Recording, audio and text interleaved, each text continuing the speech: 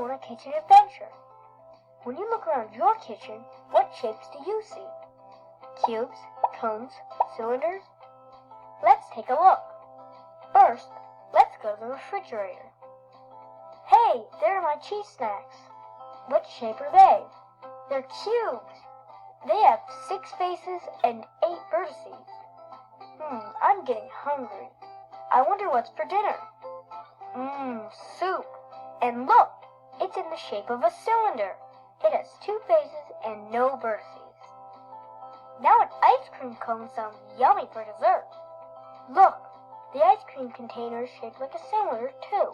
And the ice cream cone is shaped like a cone, with 1 face and 1 vertex. Looking for shapes can be fun and delicious. What shapes can you find?